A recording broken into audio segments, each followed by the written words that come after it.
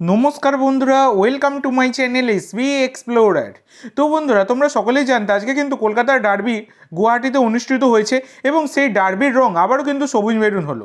তো আজকের derby match নিয়ে যদি কথা বলা যায় তাহলে কিন্তু প্লেইং ইলেভেন নিয়ে তোমাদের সাথে সকালে যেটা আলোচনা করেছিলাম সেই রকমই প্লেইং ইলেভেন হয়েছিল। তো গ্রেগ স্টুয়ার্ট থাকলে কেমন প্লেইং ইলেভেন হবে আর না থাকলে কেমন হবে সেইটা আমি তোমাদেরকে জানিয়েছিলাম।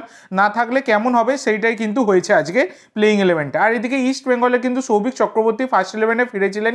এছাড়া কিন্তু 3-5-2 ফরমেশনে চলে গিয়েছিল ইস্ট বেঙ্গল, এইরকম একটা ব্যাপার, মানে 3 জন ডিফেন্ডার নিয়ে শুরু করেছিল ইস্ট বেঙ্গল। তো ব্যাপারটা হচ্ছে আজকে কিন্তু মোহনবাগান জয়লাভ করেছে ঠিকই, কিন্তু মোহনবাগানের থেকে সেই রকম আশানুরূপ পারফরমেন্স কিন্তু দেখা যায়নি।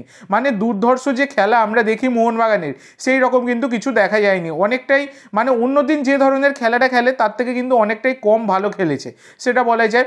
যেখানে জেমি ম্যাকলারেন একদম ফার্স্টেই বলতে গেলে একদম আর্লি বলতে গেলে একটা গোল পেয়ে যায়, লিড পেয়ে যায় মোহনবাগান, জেমি ম্যাকলারেন, যেটা কিন্তু মাথা ঠান্ডা রেখে তিনি গোলটা করেছেন, এই হচ্ছে ব্যাপার। এছাড়া কিন্তু একটা ইস্ট বেঙ্গল পেনাল্টি পেতেই পারতো, যেটা কিন্তু আপুইয়ার হাতে লেগেছিল, হ্যান্ডবল হয়েছিল, কিন্তু রেফারি সেটা দেখতে পায়নি, সেই কারণে কিন্তু পেনাল্টিই দেয়নি। তো রেফারিং নিয়ে কিন্তু প্রবলেম থাকছেই প্রত্যেকটা ম্যাচে, যেরকমটা কিন্তু প্রত্যেকটা ম্যাচে আমি আলোচনা করি।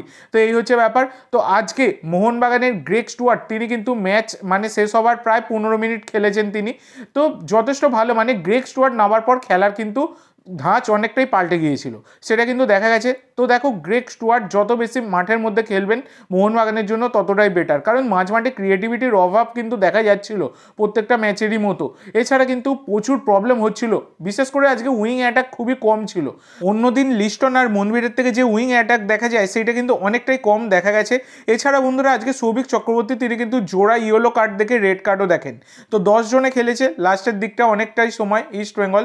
তো মোহনবাগান তারা কিন্তু আবারও ডার্বি জয় করলো। তো এটা কিন্তু একটা মোহনবাগানের জন্য বড়ই সুসংবাদ সেটা বলাই যায়। এবং মোহনবাগান ডার্বি জিতলো। অবশ্যই সকলে একটা করে চ্যানেলটি সাবস্ক্রাইব করে দিতে ভুলো না। আর তোমাদের কেমন লেগেছে ম্যাচটা অবশ্যই সকলে কমেন্ট করে জানাতেও ভুলো না।